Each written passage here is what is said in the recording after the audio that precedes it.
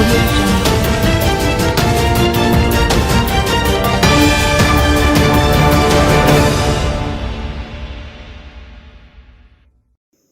33 murders in the first 13 days of the year. The first U.S. crime reported by the Jamaica Constabulary Force JCF for 2024 shows that 33 murders were committed as at January 13, which is on par with the corresponding period in 2023. At the same time last year, the country had also recorded 33 murders. 13 of the 19 police divisions in Jamaica have had one or more murders since the start of the year. St. James Police Division, which led the country into murders for consecutive years, have seen 9 people killed so far this year, compared with 5 in 2023. St. Anne has recorded 5 homicides, as per our under review, whereas no murder have been committed in the parish up to that time last year. The Trelawney, St. Mary, Clarendon, Kingston Western, St. Andrew North and St. Thomas Police Divisions have 0 murders. Shootings have increased by 50% with 39 incidents. There is also an increase in the number of injured persons, with 32 reports compared to 20 for the previous year. Rape and robbery have declined. Independent again. Controversy arises as PNP Grange Hill Councillor opts for independence. Controversy has erupted within the People's National Party PNP as Councillor Lorton Mackenzie, representing the Grange Hill Division, was not selected as a party's candidate during the recent candidate announcement on Sunday night. Reporters have learned that Mackenzie, who played a pivotal role in saving the mayor from being out in September, has decided to run as an independent candidate once again. In an interview on Monday, Mackenzie stated his intention to declare himself as an independent candidate on Tuesday, expressing confidence in his ability to win the seat without party affiliation. "I am telling you that by tomorrow, I will declare myself as an independent candidate for the people of Grange Hill. I am willing to win the seat for the people," he said. Mackenzie went on to express his disappointment, noting that after years of service, he received nothing but empty promises from the party officials. "Promises were made to me, and I will address that at a later date. They should be ashamed of what they said to me even before Christmas. They said that I am the candidate and that I must continue to work," Mackenzie told reporters. In July 2023, Mackenzie formed an alliance with councillors Ian Miles from the Little London Division and Garfield James from the Sheffield Division, declaring independence. Later, Miles and James switched allegiances to the Jamaica Labour Party. Mackenzie later made his return to the People's National Party in September. Public dental surgeons reject latest proposal by Finance Ministry. The island's public dental surgeons will be seeking to continue negotiations with the Health and Finance Ministries about compensation-related matters. This as the group has rejected the latest proposal from the Finance Ministry. Some 100 dental surgeons have threatened to take industrial action if outstanding compensation issues were not addressed. However, the ministries called a recent meeting to continue negotiations and made a proposal to the workers. Speaking to reporters, President of the Jamaica Association of Public Dental Surgeons, Dr. Vanessa Kiffin, expressed disappointment that the proposed compensation package is still not adequate. She stated that the strike notice remains suspended pending further negotiations. We have presented the Ministry of Finance and the Ministry of Health with a lot of evidence as to why it is that our counter proposal that was sent to them on March 24, 2023 should be accepted. Those points include retention and attraction of dentists to the public service. Currently, the compensation and the proposed compensation fall below national standards in terms of comparison to private sector dentistry, regional standards in terms of what public dentists are paid in the Caribbean, and international standards. We are very disappointed that after 2 months, the ministry would have presented a proposal that did not take those factors into consideration. We're still suspending it because we have not yet sent our response in writing to the Finance Ministry, but we aim to do so by latest tomorrow. So, pending the response from them regarding that, we'll be requesting another meeting again to express the same point. So, pending their response to that, we'll decide if further action is needed. Dengue cases, deaths continue to rise. Jamaica continues to record more dengue fever infections and death-related cases.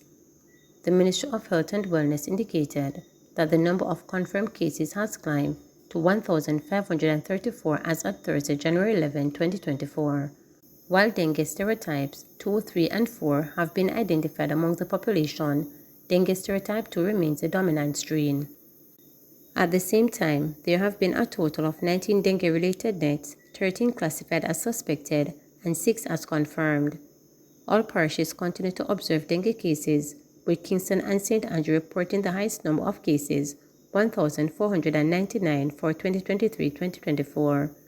However, St. Thomas continues to be the parish with the highest rate of 696.1 cases per 100,000 population, followed by Trelawney 551.7 and Hanover with 497.5 per 100,000 persons.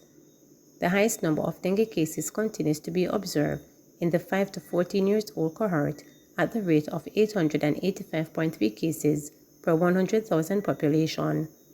Chief Medical Officer Dr. Jacqueline Bisosa Mackenzie is urging Jamaicans to continue to take every precaution to safeguard themselves and their family from this illness.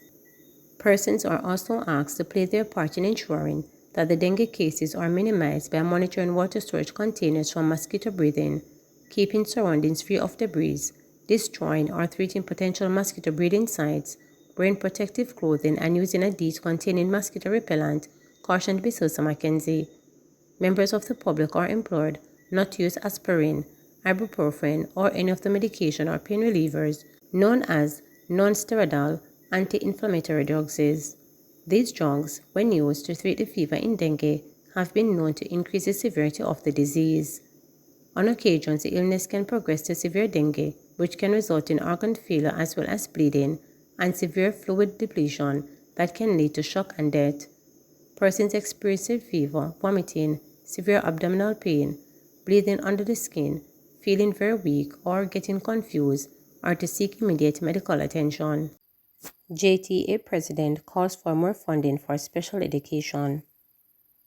Jamaica Teachers Association President Leighton Johnson has joined the call for policymakers to provide more funds to advance the cause of special education in the country.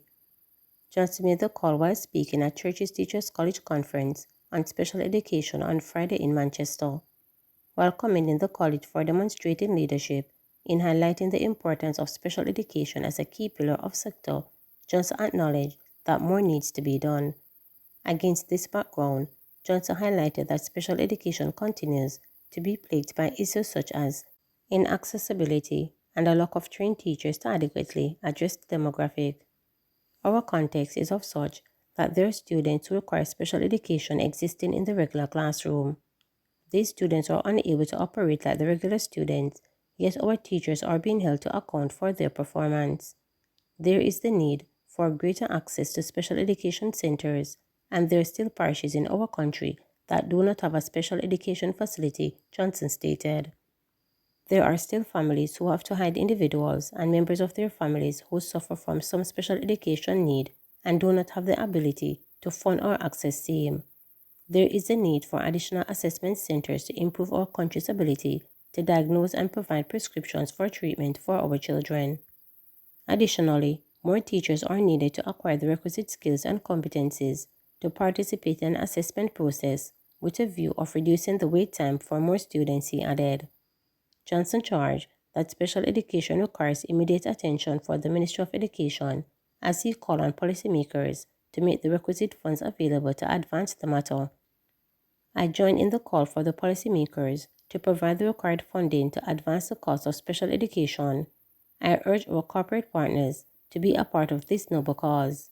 Indeed, special education needs funding, Johnson stressed. We speak of inclusivity. We speak of every child reaching his or her full potential. Special education will not and should not be left behind. The Jamaica Teachers Association stands firmly behind this cause and will continue to advocate for special education. PNP rejects Prime Minister's statement that his administration did not inherit growing economy. The People's National Party PNP is strongly refuting Prime Minister Andrew Holness's assertion that his administration did not inherit a growing economy. In a statement on Monday, the opposition, while describing the Prime Minister's comments as baseless, said his statement, according to Clayton Tomlinson, the Junior National Minister on Finance, is a clear act of political expediency, lacking in both truth and factual support. Meanwhile, Shadow Minister on Finance and the Public Service Julian Robinson recalled that in 2011, the PNP inherited an economic territory on the brink of collapsing. An economic meltdown seemed inevitable. Major policy missteps coupled with the collapse of the IMF standby agreement in 2010 under the then Jamaica Labour Party government severely damaged international confidence in Jamaica's economy and severed our access to critical financing that was desperately needed, the statement read. According to the PNP, they stated that the PNP assumed office in 2011. Jamaica's gross public debt had escalated to an unprecedented 147% on GDP from an estimated 115% in 2007. This placing Jamaica among the most in-debt nations globally. This increase of over $650 billion in public debt was occurred during the Jamaica Labour Party's 4-year tenure. Under the leadership of the former Prime Minister Portia Simpson Miller and former Finance Minister Dr. Peter Phillips, the PNP reduced the public debt to approximately 120% of GDP, gross domestic product, by 2016, the statement explained. At the same time, the Junior National Minister noted that at the end of 2011, the economy was declining with a growth rate of negative 0.6%. Notwithstanding sustainable government spending cuts to manage the public debt and comply with the IMF Extended Fund Facility, the PNP managed to turn this around to a growth rate of 1.4% by 2016. This growth occurred alongside a significant reduction in the inflation rate from 7.56% inherited from the Jamaica Labour Party to 3.68% by the end of our term. Upon taking office, the PNP also faced critical low-gross foreign reserve of US $0.9 billion, sufficient for only about 6 weeks of import, far beyond the recommended 12 weeks, he stated. He added that by the end of the term in 2016, the reserves had significantly improved to nearly US $3 billion, covering a minimum of 20 weeks of imports and reflecting a significantly healthier economic state. Nevertheless, Robinson said it is important that we set the record straight by acknowledging the substantial progress made under the PNP stewardship, as illustrated by the attached graph. The JLP government inherited an economy that experienced consistent growth from the PNP work in laying the foundation of the macroeconomic stability. He added that the PNP tenure from 2012 to 2016 was fundamental for the country's current macroeconomic stability. Please remember to subscribe, like, share, and click the notification bell for daily updates.